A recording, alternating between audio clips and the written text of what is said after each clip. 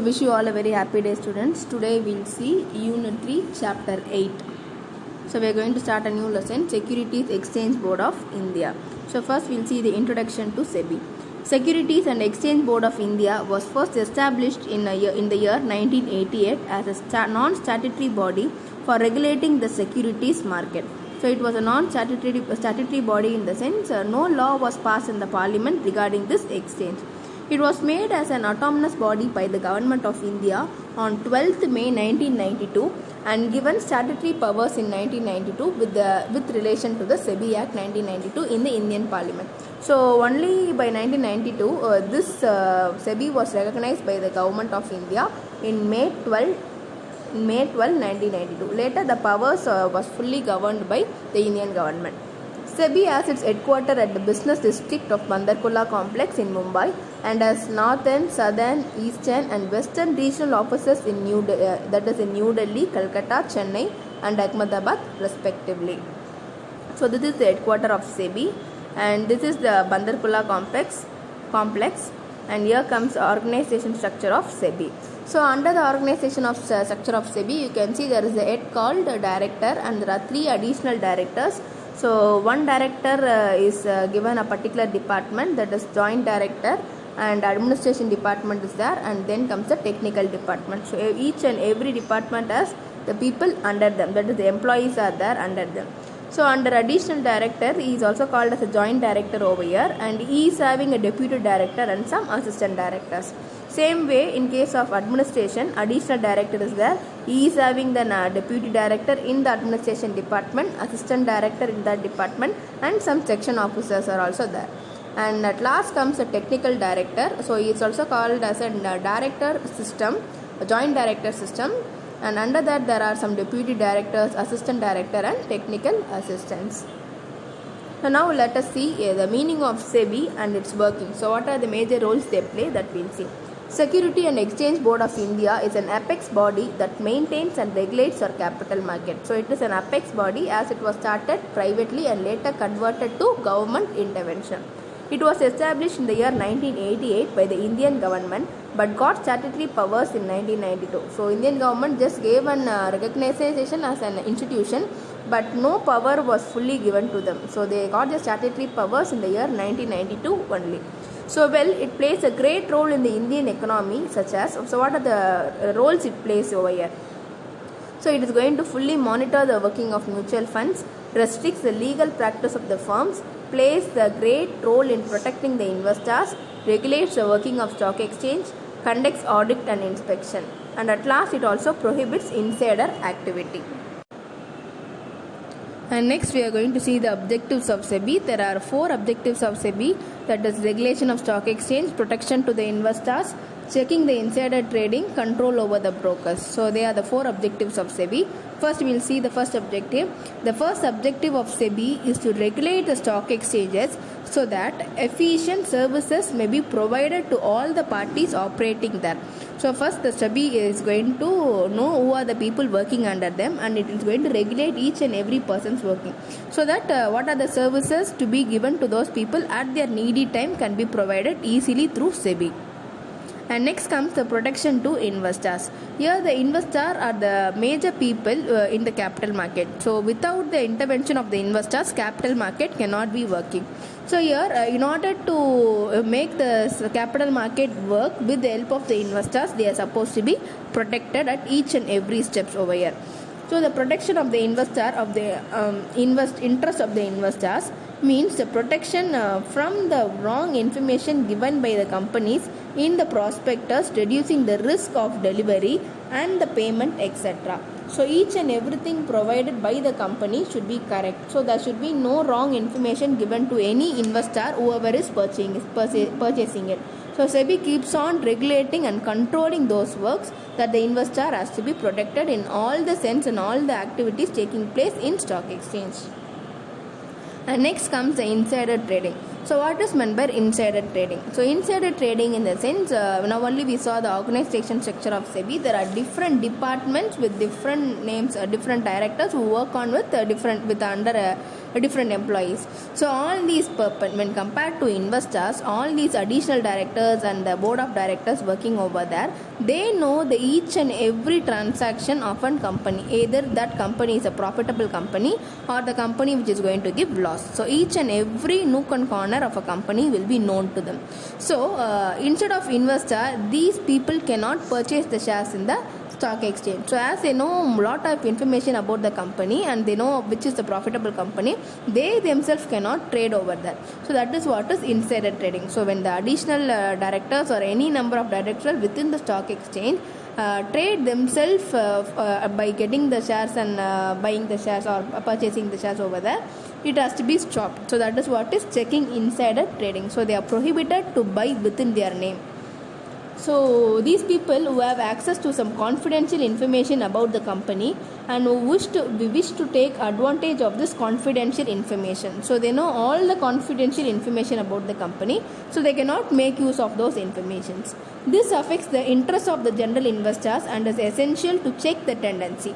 So every time when this additional directors and the other directors within the company stock exchange keeps on purchasing the shares over here in the stock exchange, so the people, that is the important role played by the investors, would stop. So the investors are being fooled. So only this SEBI is prohibiting the insider trading. So in order to stop this, SEBI has taken various steps to stop all these things.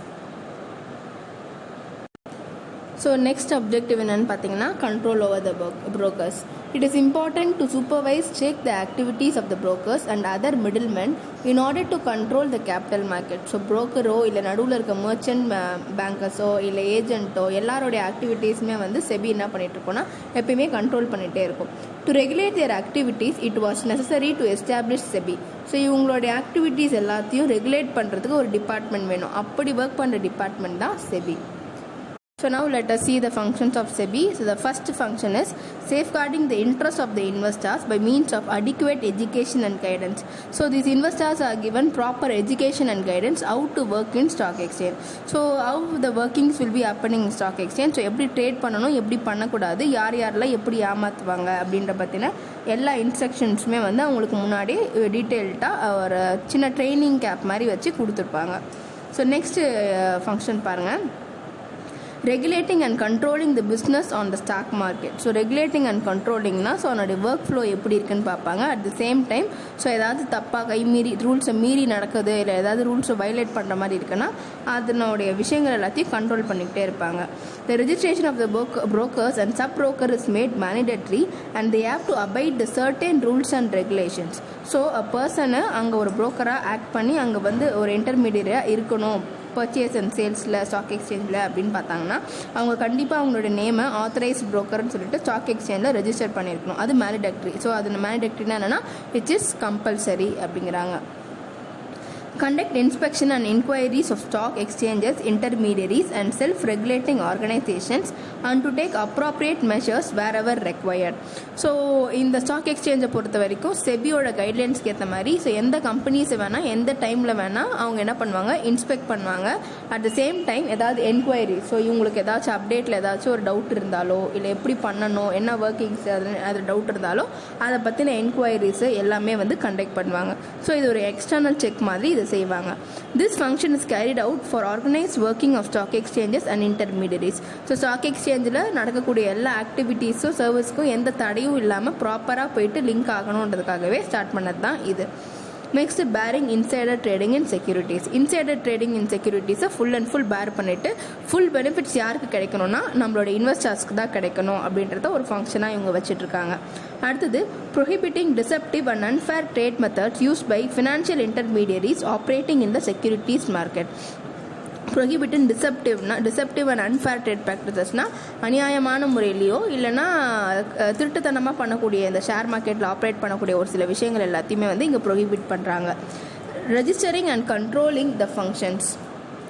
Registering and controlling the functions of stockbrokers, sub-brokers, share transfer agents, bankers, trustee, registrars, merchant bankers, underwriters, portfolio management, investors, advisors and various other intermediaries who might be linked to securities market in any manner.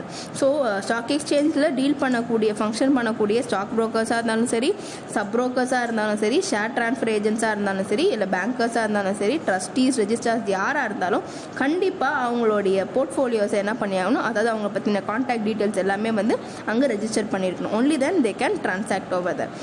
SEBI issue guidelines and instruction to the business concerning capital issues. SEBI வந்து ஒரு company capital rice பண்ணுறதுக்காக first shares issue பண்ண போகிறாங்கன்னா so அதுக்கான guidelines, அது எப்படி issue பண்ணணும், என்னென்ன ரூல்ஸ் அண்ட் ரெகுலேஷன் சொல்லிட்டு எல்லா டீட்டெயில்ஸுமே வந்து கிளியராக கொடுத்துப்பாங்க.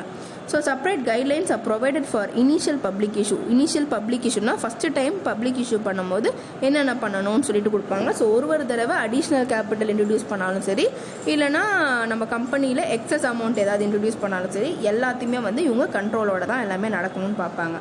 SEBI regulates merger and acquisition as a way to protect the interest of the investors. So mergerனா 2-3 கம்பெனிஸ் வந்து அதாவது ரெண்டும் வந்து கன்சாலிடேட் ஆகலாம், இல்லைன்னா அக்வசிஷன் ஒரு கம்பெனி இன்னொரு கம்பெனியை வாங்கலாம், அதாவது சேலு இல்லைன்னா வாங்குறது. ஸோ அந்த மாதிரி நடக்கும்போது இன்வெஸ்டர்ஸ் இதில் எந்த விதமான பாதிப்பும் அடையாமல் அவங்களாம் வந்து நல்ல இன்ட்ரெஸ்டோட எல்லாமே அவங்களுக்கு ரிட்டர்ன் கிடச்சிட்ருக்கா அப்படின்னு செக் பண்ணிகிட்ருக்காங்க SEBI.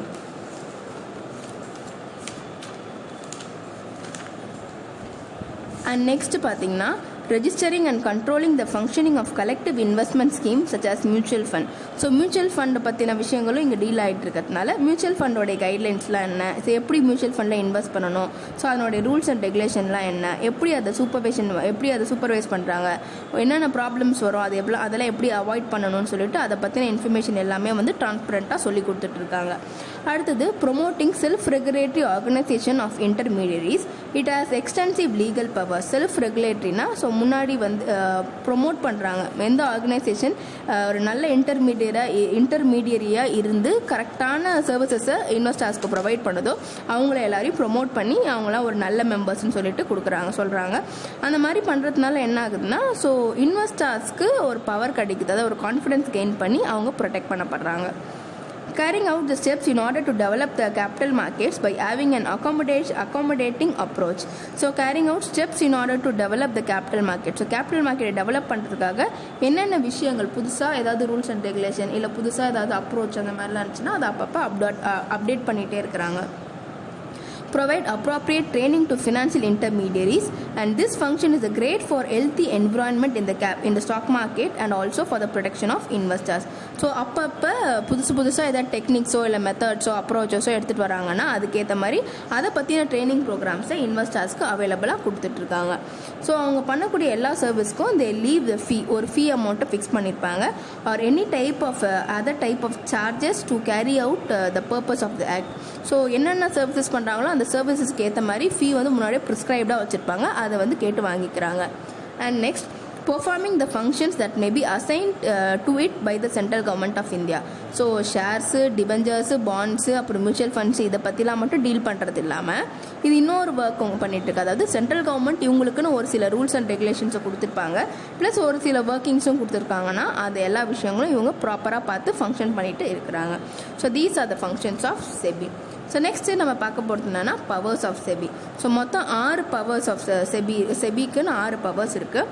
அதில் ஃபஸ்ட்டு ஒன் பார்த்தீங்கன்னா powers relating to stock exchange and intermediaries. SEBI has made powers regarding the stock exchanges and intermediaries dealing in securities. You can ask information from the stock exchanges and intermediaries regarding their business transaction for the inspection or scrutiny and other purpose. So செபியில் work பண்ணக்கூடிய எல்லா பீப்புளும் என்ன பண்ணலான்னா SEBI வந்து என்ன பண்ணலாம், stock எக்ஸ்சேஞ்சில் இருக்கக்கூடிய கம்பெனி சிஸ்டர் கம்பெனியோட எல்லா டீட்டெயில்ஸும் இன்ஃபர்மேஷனும் எப்போ வேணால் கேட்டு வாங்கி அதை பற்றின விஷயங்களை செக் பண்ணிவிட்டு திருப்பி அப்டேட் பண்ணுறதுக்கான வாய்ப்புகள் அதிகமாக இருக்குது. அது அவங்களுக்கு ஒரு பவர். நெக்ஸ்ட் பவர் என்னன்னு பார்த்தீங்கன்னா power to impose monetary penalties. ஒருவேளை ஸ்டாக் எக்ஸ்சேஞ்சில் யாராவது ஒருத்தாங்க அன்ஃபேர் ட்ரேட் ப்ராக்டிசஸோ இல்லைனா டீஃப்ராட் ஏதாவது பண்ணிட்டு இருக்காங்கன்னா அவங்க மேலே பெனால்ட்டிஸ் இஷ்யூ பண்ணுறதுக்கும் செபிக்கு நிறைய பவர்ஸ் இருக்குது. Next power to initiate action in function assign. So அவங்களுக்கு கொடுத்துருக்க ஃபங்க்ஷனை அவங்க ப்ராப்பராக செய்யலை, அவங்களுக்குன்னு கொடுத்துருக்க கைட்லைன்ஸை பேஸ் பண்ணி அவங்க செய்யலை அப்படின்னா கண்டிப்பாக அதை செஞ்சு தான் ஆகணும். ஃபார் எக்ஸாம்பிள் அதை செய்யலை அப்படின்னா they will be punished for the offence which they do. Next power to regulate insider trading. So insider ட்ரேடிங்னா இருக்கிற எல்லா ஆத்தரைஸ் கிளர்க்ஸு அங்கே உள்ள ரெஜிஸ்டர் பண்ணியிருக்க எல்லா ப்ரோக்கர்ஸோட ஆக்டிவிட்டீஸையும் இவங்க பின்தொடர்ந்துக்கிட்டே இருப்பாங்க, அதாவது கண்ட்ரோல் பண்ணிகிட்டே இருக்கும்போது என்ன ஆகுனா, ஸோ இன்சைடர் ட்ரேடிங் போன்ற ஆக்டிவிட்டீஸ் எல்லாத்தையும் வந்து இவங்க என்ன பண்ணலாம், ஸ்டாப் பண்ணலாம். இல்லை யாராவது அதை மீறி பண்ணுறாங்கன்னா அவங்கள என்ன பண்ண முடியுமோ அவங்களுக்கு பெனாலிட்டி கொடுக்கறதோ, இல்லை ஃபைன் ஏதாச்சும் பெனாலிட்டி ஃபைன் ரெண்டுமே ஒன்று ஏதாவது பனிஷ் பண்ணுறது, இல்லைனா ஒரு சில டைமில் அவங்க என்ன பண்ணுவாங்க, டிஸ்மிஸ் கூட பண்ணுவாங்க ஒரு சர்டன் பீரியட் வரைக்கும். அந்த மாதிரி ஆக்டிவிட்டீஸ் எல்லாமே வந்து செபி வந்து ஒரு பவராக செஞ்சிட்ருக்கு. Power under securities contract act. For effective regulation of stock exchange, the Ministry of Finance issued a notification on September 13, 1994, delegating several of its powers under the Securities Contract Regulation Act. So securities contraction act கீழே September 13, 1994 அப்போ ஒரு சில புது ப்ரொவிஷன்ஸை கொடுத்துருக்காங்களாம். So அந்த provision படி என்னென்னா, finance ministry டிபார்ட்மெண்ட்லேருந்து 3 மெம்பர்ஸை எல்லா ஸ்டாக் எக்ஸ்சேஞ்ச்லையும் அப்பாயிண்ட் பண்ணியிருக்காங்களாம். செபி தன்னுடைய பவர்ஸ் எல்லாத்தையும் ப்ராப்பராக மெயின்டைன் பண்ணதா இல்லையான்னு செக் பண்ணுறதுக்காக அப்பாயிண்ட் பண்ணியிருக்காங்களாம். Next power to regulate the business of stock exchange. So இதில் நடக்கக்கூடிய பிஸ்னஸ் ட்ரான்சாக்ஷன்ஸ் எல்லாமே வந்து ப்ராப்பராக இருக்கா அப்படின்னு செக் பண்ணுவாங்க. Intermediaries associated with the security market as well as mutual fund, fraudulent and unfair trade practices relating to the securities and regulation of acquisition of shares and takeovers of the company. So அங்கே நடக்கக்கூடிய எல்லா services such as takeovers, இல்லைனா அக்வசிஷனு, இல்லைனா வந்து unfair trade practices, இல்லை ஃப்ராடுலண்ட்டு, இல்லை mutual funds, இதை பற்றின என்ன டீலிங்ஸ் நடந்துட்டு இருந்தாலும் எல்லா டீலிங்ஸும் கரெக்டாக இருக்கா அப்படின்னு சொல்லிட்டு பார்த்துட்ருக்காங்க. பார்க்க போகிறது என்னென்னா டிமேட் அக்கௌண்ட் பற்றி பார்க்க போகிறோம். ஸோ ஃபஸ்ட்டு டிமேட் அக்கௌண்ட் பற்றி நமக்கு தெரியறதுக்கு முன்னாடி டிமெட்டீரியலைசேஷன்னா என்னன்னு தெரிஞ்சுக்கணும். Dematerialization is a process by which physical share certificates of an investor are taken back by the company or register and destroyed. So உனக்கு பேசிக்காக வந்து தெரிஞ்சிருக்கும், ஒரு கம்பெனியில் போயிட்டு நீ ஷேர்ஸ் வாங்குற அப்படின்னா நீ உன்னை எப்படி ஷேர் ஹோல்டராக அங்கே நம்புவாங்க, பப்ளிக் எப்படி அதை நம்புவாங்கன்னா உன்கிட்ட இருக்கிற ஷேர் சர்டிஃபிகேட் வச்சு தான். இப்போ நான் ஒரு கம்பெனியில் போய்ட்டு ஷேர்ஸ் வாங்கியிருக்கேன்னா எனக்கு இன் ரிட்டர்ன் அவங்க ஃபஸ்ட்டு என்ன கொடுப்பாங்கன்னா எனக்கு ஒரு கன்ஃபர்மேஷன் மாதிரி ஷேர் சர்டிஃபிகேட் கொடுப்பாங்க. ஸோ இந்த சர்டிஃபிகேட்ஸ் இப்போ வரைக்குமே வந்து ரீசெண்ட் டைம்ஸ்க்கு முன்னாடி வரைக்குமே வந்து பேப்பர் ஒர்க்கில் கையில் அந்த யார் ஹோல்டரோ அவங்களோட நேமு, டீட்டெயில்ஸு, கான்டாக்டு, எத்தனை நம்பர் ஆஃப் ஷேர்ஸ் வச்சுருக்காங்க எல்லாமே வந்து கொடுத்து கரெக்டாக அப்படி தான் மெயின்டைன் பண்ணிட்டு வந்துருக்காங்க. ஆனால் இப்போ இருக்க பேப்பர் ஒர்க்ஸும் மேனுவல் ஒர்க்கும் இதில் அதிகமாக இருக்கிறதுனால இது ஃபுல் அண்ட் ஃபுல் டீமெட்டீரியலைஸ் ஆகிட்டு, அதாவது பேப்பர் ஒர்க்கிங் ஃபிசிக்கலாக இருக்கக்கூடிய ஷேர் சர்டிஃபிகேட் எல்லாத்தையும் டிஸ்ட்ராய் பண்ணிவிட்டு அது எல்லாத்தையும் எலக்ட்ரானிக் ட்ரான்ஸ்ஃபர் மூலமா மாற்றுறாங்க. அதாவது எலக்ட்ரானிக் சர்டிஃபிகேட் சொல்கிறாங்களே அந்த மாதிரி எல்லாமே வந்து பாஸ்புக்கு, பேங்க் புக்குன்றாங்க, அந்த மாதிரி ஃபுல்லாமே எலக்ட்ரானிக் பேசிஸில் ஸ்டார்ட் பண்ணிட்டு இருக்காங்க. Then an equivalent number of securities in the electronic form are credited to the investor's account with his depository participant. So ஈக்குவலண்ட்டாக எவ்வளோ ஷேர்ஸ் நான் கையில் வச்சுருக்கும் போது நான் இப்போ 10 ஷேர் வாங்கியிருந்தேன்னா 10 ஷேருக்கு ஏற்ற மாதிரி நான் சர்டிஃபிகேட்ஸ் வச்சுருப்பேன். அதே ஈக்குவலண்ட்டாக அவங்களோட டிமேட் அக்கௌண்ட்லேயும், அதாவது டெபாசிட்டி பார்ட்டிசிபெண்ட்னா அந்த பர்சன், ஸோ இப்போ நான் தான் இன்வெஸ்டர்னா நான் தான் டெபாசிட்டி பார்ட்டிசிபெண்ட், என்னோட டிமேட் அக்கௌண்ட்டில் நான் எத்தனை ஷேர் சர்டிஃபிகேட் கையில் வச்சுருந்தேனோ அதெல்லாம் ஃபிசிக்கலாக இருந்த ஷேர் சர்டிஃபிகேட்டை டிஸ்ட்ராய் பண்ணிவிட்டு அதை எலக்ட்ரானிக் ஃபார்மில் எனக்கு அதில் அப்டேட் பண்ணி கொடுப்பாங்க. Dematerialization is done at the request of the investor. So இன்வெஸ்டர்ஸ்க்கு இந்த சேஞ்சிங் இது எல்லாமே வந்து கொஞ்சம் டிஃபிகல்ட்டான விஷயம். ஒன்று மேனுவல் பவர் தேவைப்படுது. அட் தி சேம் டைம் இதுக்காக நான் டைரெக்டாக ஸ்டாக் எக்ஸ்சேஞ்சில் இருக்கக்கூடிய ஆத்தரைஸ் டீலர்ஸ் யாரையாச்சும் போயிட்டு நான் பார்த்து பேசி டீல் பண்ண வேண்டிய அவசியங்கள்லாம் இருக்குது. ஸோ இதெல்லாம் அவாய்ட் பண்ணுறதுக்காக ஈஸியாக நம்மளை ரீச் பண்ணுறதுக்கு எது தேவைப்படும்னா இந்த எலக்ட்ரானிக் மீடியம் வந்து கொஞ்சம் யூஸ்ஃபுல்லாக இருக்கும் அப்படின்ட்டு இன்வெஸ்டர்ஸ் கேட்டதுனால தான் இது ஸ்டார்ட் பண்ணியிருக்காங்க. Investors will first have to open an account with the DP, that is depository participant, and then request for the dematerialization of certificates through the DP. So first இவங்க ஓப்பன் பண்ண வேண்டிய விஷயம் என்னென்னு பார்த்தீங்கன்னா டிமேட் அக்கௌண்ட் ஒன்று open பண்ணுவாங்க. So demat account open பண்ணுற பர்சனை வந்து நம்ம என்னென்னு சொல்லுவோம்னா டெபாசிட்டரி பார்ட்டிசிபெண்ட்னு சொல்லுவோம். ஸோ ஒன்ஸ் ஓப்பன் பண்ணிட்டாங்கன்னா அவங்களுக்குன்னு ஒரு தனி ஐடி அக்கௌண்ட் கொடுத்துருவாங்க. அந்த அக்கௌண்ட்லேயே வந்து அவங்களோட சர்டிஃபிகேட்ஸோ இல்லை எவ்வளோ ஷேர்ஸ் விற்றுருக்காங்க, எவ்வளோ ஷேர்ஸ் பர்ச்சேஸ் பண்ணியிருக்காங்கன்னு சொல்லிட்டு எல்லா டீட்டெயில்ஸுமே அப்டேட் ஆகிடும். Purchases made by an investor are credited to his account and sales are debited. So purchase பண்ணியிருந்தாங்கன்னா அது ஒரு இன்கம் தானே, ஸோ அது கிரெடிட்டில் காட்டும். சேல்ஸ் பண்ணியிருந்தாங்கன்னா அது டெபிட்டில் காட்டும். ஓகேவா? ஸோ எல்லா டீட்டெயில்ஸுமே எப்படி ஒரு பாஸ்புக்கில் இருக்குமோ அதே மாதிரி எல்லா இன்ஃபர்மேஷனும் டிமேட் அக்கௌண்ட்டில் ஷேரோடைய பர்ச்சேஸ் அண்ட் சேல்ஸுக்கு ரிலேட்டடாக இருக்கும். Trading as dematerialized share commenced on the NSE in December 1996, where Reliance Industry was the first company to trade its 100 share in the demat form. So first demat account introduce பண்ண உடனே Reliance company தான் first இந்த 100 ஷேர்ஸை உடனடியாக demat ஃபார்மில் trade பண்ண ஆரம்பித்தாங்க. So later 1997 next இயரில் ஒரு கம்பெனிஸாக கொஞ்சமாக வந்து இந்த டிமெட்டீரியலைஸ்டு ஃபார்ம் ஆஃப் ஷேர்ஸை எடுத்துக்க ஆரம்பித்தாங்க. ஸோ இதனோட பெனிஃபிட்ஸ்லாம் என்னென்னு பார்ப்போம். So what are the benefits of dematerialisation? The risk pertaining to physical certificate like loss, theft, forgery, damage are eliminated completely with a demat account. So நான் demat account hold பண்ணிட்டு அது demat account மூலமா full and full எலக்ட்ரானிக்லேயே வந்து நான் ஷேர்ஸை transfer பண்ணிவிட்டு certificate transfer பண்ணிட்டு இருக்கிறதுனால என் கையில் இருந்த ஷேர் சர்டிஃபிகேட் தொலைஞ்சு போயிட்டாலும் பிரச்சனை இல்லை, அது திருட்டு போனாலும் பிரச்சனை இல்லை, ஏதாவது ஃபோர்ஜரி பண்ணி என்னை ஏமாத்துறதுக்கு அந்த மாதிரி விஷயங்கள்லாம் வாய்ப்புகள் அதிகமாக இருக்குது. இப்போ அது எல்லாமே குறைஞ்சி போயிடும். The lack of paperwork enables quicker transaction and higher efficiency in trading. So paper work வந்து ஃபுல் அண்ட் ஃபுல் வந்து குறைச்சிரும். அட் த சேம் டைம் டிரான்சாக்ஷன்ஸை டக்குன்னு எல்லாமே பண்ணுற மாதிரி இருக்கும். Trading has become more convenient as one can trade through computers at any location without need of visiting a broker. So நான் போயிட்டு ஒரு ப்ரோக்கரையும் தேடி கண்டுபிடிச்சி எனக்கு பக்கத்தில் எங்கே ஸ்டாக் எக்ஸ்சேஞ்ச் இருக்குன்ட்டு போய் தேடிட்டு கண்டுபிடிச்சி இல்லாமல் நான் என்ன பண்ணலாம், என்னோடய கம்ப்யூட்டர்ஸில் நான் எங்கே இருக்கணும்னோ எல்லாமே வந்து ஆன்லைன் மூலமாகவே நான் எல்லாத்தையும் பண்ணிக்கலாம். The shares that are created through the mergers and consolidation of the companies are credited automatically in the demat account. இப்போ நான் வந்து ஒரு merge பண்ண ஒரு கம்பெனியோட ஷேர்ஸ், அதில் ஒரு கம்பெனி 2 கம்பெனி இருந்துச்சுன்னா தான் merge பண்ண முடியும். So A and B 2 company இருக்குது. நான் ஆல்ரெடி ஏ கம்பெனியோட ஷேர்ஸை நான் வச்சுருக்கேன்.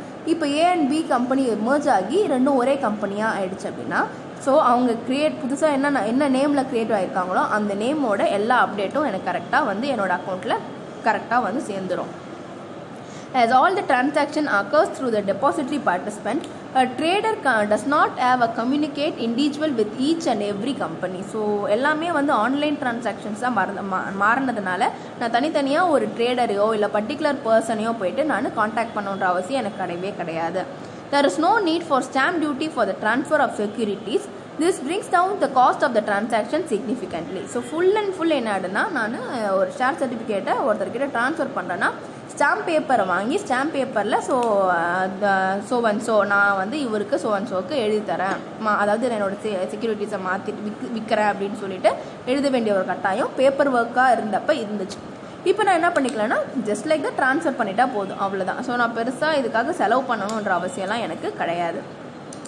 Certain banks also permit holding of both equity and debt securities in a single account. So எல்லா பேங்க்லேயும் இந்த ஆப்ஷன் கிடையாது. ஒரு சில commercial banks demat account maintain பண்ணுறவங்களுக்கு இந்த மாதிரி போத் ஈக்விட்டியும் சரி டெப்ட் செக்யூரிட்டிஸ் அதாவது டிபெஞ்சர்ஸ் ஷேர்ஸ் ரெண்டுத்தையும் ஒரே அக்கௌண்ட்டில் மெயின்டைன் பண்ணுறதுக்கு வாய்ப்புகள் கொடுக்குறாங்க. Bank also provides dedicated and trained customer care officers to assist through all the procedures. So வந்து ஒரு சில கஸ்டமர் கேர் ஆஃபீஸர்ஸை பேங்க்லேயே அப்பாயிண்ட் பண்ணிகிட்ருக்காங்க. அவங்களுக்கு வந்து எல்லா ப்ரொசீஜர்ஸும் கரெக்டாக தெரியும். அதுக்கேற்ற மாதிரி அவங்க டிமேட் அக்கௌண்ட் புதுசாக ஓப்பன் பண்ண வர டெபாசிட்டரி பார்ட்டிசிபெண்ட்ஸ்க்கு ஹெல்ப் பண்ணுவாங்க. A demat account holder can buy or sell any amount of shares. However, there is a limit on the number of transactions done using physical securities. So demat account மூலிமா லிமிட்டே இல்லாமல் எத்தனை number of ஷேர்ஸை at a டைமில் purchase and sales பண்ணலாம். Plus நீங்கள் டைரெக்டாக போயிட்டு transact பண்ண போகிறீங்க, ஃபிசிக்கல் செக்யூரிட்டிஸ் மூலமாக ட்ரான்சாக்ட் பண்ண போகிறீங்கன்னா நமக்கு அதுக்கான லிமிட் கண்டிப்பாக இருக்குது அப்படின்றாங்க. One can also choose to take a loan against the securities which are held in a demat account by offering it as a collateral to lender. So எப்படி நம்ம ஃபிக்ஸட் டெபாசிட்லாம் பண்ணும்போது என்ன பண்ணுறோம், நம்மளோட சர்டிஃபிகேட் ஆஃப் டெபாசிட்டை கொடுத்து நம்ம அது மூலிமா லோன் ரேஸ் பண்ணுறோம். அதே மாதிரி நம்மளோட டிமேட் அக்கௌண்ட்டை பற்றின அந்த ஃபீச்சர்ஸ் எல்லாத்தையும் காட்டி நம்ம ஒருத்தர்கிட்ட போயிட்டு அதை ஒரு அசட்டாக காட்டி நம்ம என்ன பண்ணலான்னா லோன் ரேஸ் பண்ணுறதுக்கு வாய்ப்பு நமக்கு கிடைக்குது. So these are the benefits of dematerialisation. So next நம்ம வாட் இஸ் டிமேட் அக்கௌண்ட் பார்க்கலாம். ஸோ எப்படி டிமேட் அக்கௌண்ட் ஓப்பன் பண்ணுவாங்கன்றத நெக்ஸ்ட்டு பார்ப்போம். ஃபஸ்ட்டு டிமேட் அக்கௌண்ட்னா என்னன்னு பார்ப்போம். Demat account holds all the shares that are purchase இந்த electronic or dematerialised form. So electronic மூலிமா வாங்குறது இல்லைனா ஃபிசிக்கல் ஷேர்ஸ் இல்லாமல் வேறு என்ன மூலிமா ஆன்லைனில் ட்ரேட் பண்ண முடியுதோ அது எல்லாமே டிமெட்டீரியலைஸ்டு ஃபார்ம்னு சொல்லுவோம். Basically a demat account is to shares what a bank account is to money. எப்படி பேங்க்கில் நம்ம காசை வித்ட்ரா பண்ணாலோ இல்லை டெபாசிட் பண்ணாலோ நம்ம அதில் அப்டேட் பண்ணுறோமோ, எதர் அதில் வந்து டெபிட் கிரெடிட் காட்டுறோமோ அதே மாதிரி டிமேட் அக்கௌண்ட்டில் ஷேர்ஸை பர்ச்சேஸ் பண்ணாலும் சேல்ஸ் பண்ணாலும் அதுலேயும் டெபிட் கிரெடிட் காட்டும். Like the bank account, a demat account holds a certificate of financial instruments like shares, bonds, government securities, mutual funds and exchange traded funds. So bank அக்கௌண்ட்டில் எப்படி நம்ம documents வைக்கிறோம், இல்லைனா வந்து கோல்டு அடமான வைக்கிறது, அந்த மாதிரி எக்ஸ்ட்ரா சர்வீசஸ்லாம் பண்ணுறோமோ அதே மாதிரி இங்கே நம்ம கவர்மெண்ட் செக்யூரிட்டிஸ் பர்ச்சேஸ் பண்ணி சேல்ஸ் பண்ணாலும் சரி, மியூச்சுவல் ஃபண்ட் இன்வெஸ்ட் பண்ணாலும் சரி, பாண்ட்ஸ் இன்வெஸ்ட் பண்ணாலும் சரி, அதை பற்றின எல்லா விஷயங்களுமே சர்டிஃபிகேட்ஸுமே வந்து நம்மளோட டிமேட் அக்கௌண்ட்டில் நம்மளால் மெயின்டைன் பண்ண முடியும். ஸோ எப்படி டிமேட் அக்கௌண்ட் ஓப்பன் பண்ணலாம்? So fill up an account opening form and submit along with the copies of the required document and a passport size photograph. So account open பண்ணுறதுக்கு ஒரு form கொடுப்பாங்க. அந்த ஃபார்மில் வந்து பாஸ்போர்ட் சைஸ் ஃபோட்டோவை ஒட்டி நம்ம அவங்க கேட்குற டீட்டெயில்ஸ் எல்லாத்தையும் அது கூட அட்டாச் பண்ணி கொடுக்கணும். You also need to have a PAN card and also carry the original documents for verification. So இதில் PAN கார்டுன்றது கம்பல்சரி வச்சுருக்கணும். அதில் நம்ம கொடுக்கக்கூடிய டாக்குமெண்டேஷன்ஸ் எல்லாமே வந்து ஒரிஜினலாக எடுத்துகிட்டு போனோன்னா அவங்க அதை வெரிஃபை பண்ணுவாங்க. You will be provided with a copy of rules and regulations. So இப்படி தான் ஒரு அக்கௌண்ட் ஓப்பன் ஆகும்னு சொல்லிட்டு ஃபஸ்ட்டு இன்ஸ்ட்ரக்ஷன் மாதிரி ரூல்ஸ் அண்ட் ரெகுலேஷன்ஸ் கொடுத்துருப்பாங்க. the terms of the agreement and the charges that you will incur. So அதுக்கு எவ்வளோ amount ஆகும், என்னென்ன டேர்ம்ஸ் அண்ட் கண்டிஷன்ஸ்னு எல்லாமே கொடுத்துருப்பாங்க. during the process and in an person verification would be carried out. So அந்த பர்சனை பற்றின வெரிஃபிகேஷன் அப்பயே டைரெக்டாகவே பண்ணிவிடுவாங்க. A member of the DP staff would contact you to check the details provided in the account opening form. அந்த ஃபார்மில் கொடுத்துருக்க டீட்டெயில்ஸ்லாம் எல்லாமே கரெக்டான செகண்ட் டைம் செக்கிங்கும் வருவாங்க. Once the application is processed, the DP will provide you with an account number or client ID. So அது process பண்ண உடனே எப்படி நம்ம அக்கௌண்ட் ஓப்பன் பண்ணிடுறோம் அதே மாதிரி இவங்களும் இதுலேயே டிமேட் அக்கௌண்ட்டில் ஒரு அக்கௌண்ட் வந்து கன்ஃபார்ம் ஆகிடும். அதுக்கான ஐடி நம்பர் எல்லாமே கொடுத்துருவாங்க. You can use the detail to access your demat account online. So புதுசாக பேங்க் அக்கௌண்ட் ஓப்பன் பண்ணோன்னா ஆன்லைனில் எப்படி ட்ரான்சாக்ட் பண்ணணும்னு இன்ஸ்ட்ரக்ஷன் கண்டிஷன்ஸ்லாம் கொடுத்துருப்பாங்க.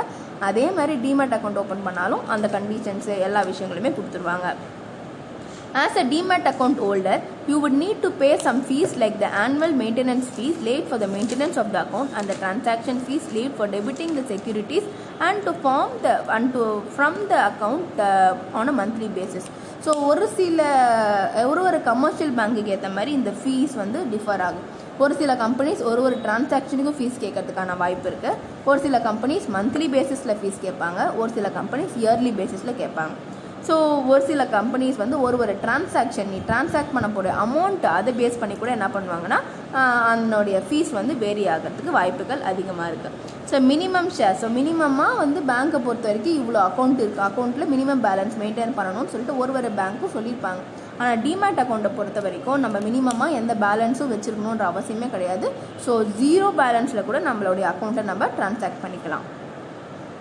Next, what are the documents required for a demat account? So demat account open பண்ணுறதுக்கு என்ன மாதிரி டாக்குமெண்ட்ஸ்லாம் நமக்கு தேவைன்னு பார்த்தீங்கன்னா ஐடென்டிட்டி ப்ரூஃப், அதாவது உன்னோட ஃபோட்டோ காட்டுற மாதிரி இருக்கக்கூடிய ப்ரூஃப்லாம் என்னென்னா PAN card, voter ID, passport, driving licence, bank attestation, ID returns, electricity bill, phone bill, இது எல்லாமே தேவைப்படும். ஸோ இந்த விஷயங்கள் இந்த எல்லா ஐடி கார்ட்ஸுமே வந்து கவர்மெண்ட்டுக்கிட்டேருந்து நமக்கு அப்ரூவ் ஆகி வந்த ஒரு சில விஷயங்களாக இருக்கணும். Next proof of address. So அட்ரஸ்லாம் அதுவும் வந்து ப்ரூஃப் நமக்கு தேவைப்படும். அதுக்கான காப்பி என்னென்னு பார்த்தீங்கன்னா ration card, passport, voter ID, driving licence, bank passbook or bank statement, verified copies of electricity bills, residence telephone bills, அப்புறம் லீவ் அண்ட் லைசன்ஸ் அக்ரிமெண்ட் ஒரு அக்ரிமெண்ட் ஃபார் சேலு, இல்லைனா self declaration by the high court or supreme கோர்ட்னு சொல்லிட்டு இந்த மாதிரி அவங்களுடைய address base பண்ணி இருக்கக்கூடிய எல்லா ப்ரூஃப்ஸுமே வந்து இதில் ஏதாவது ஒன்று அங்கே கொடுத்து அவங்க அட்ரஸை பெர்மனெண்ட் அட்ரஸ்ன்னு சொல்லிட்டு காட்டிக்கலாம். ஸோ இப்படி தான் இருக்குது ஒரு பேன் கார்டு. பேனுன்னு சொல்லுவோம், இல்லை பெர்மனெண்ட் அக்கௌண்ட் நம்பர்னு சொல்லுவோம். Is a unique 10-digit alpha numeric identity. Alpha நியூமரிக்னா நம்பர் ப்ளஸ் ஆல்ஃபா, அதாவது ஆல்ஃபபெட்ஸும் சேர்த்து இருக்கும். It is allotted to each taxpayer by the income tax department. ஒருத்தரும் டேக்ஸ் பே பண்ணக்கூடிய எல்லாருக்குமே வந்து இந்த பேன் கார்டுன்றது இருக்கும். அது சென்ட்ரல் போர்டோடைய டைரக்ட் டேக்ஸ் அந்த ஆக்டிகேட்டை இது எல்லாத்தையும் இது ஒரு ஐடென்டி ப்ரூஃபாக க்ரியேட் பண்ணி கொடுத்துருக்காங்க. ஸோ இதுதான் வந்து அந்த டிமேட் ஃபார்ம் இப்படி தான் இருக்கும். ஸோ நேமு, டீட்டெயில்ஸு, அவங்க சோல் ட்ரேடரா இல்லை வந்து பார்ட்னர்ஷிப்பில் இருக்காங்களா அப்படிங்கிற எல்லா விஷயங்களும் இதில் கிளியராக கேட்டிருப்பாங்க. So thank you students.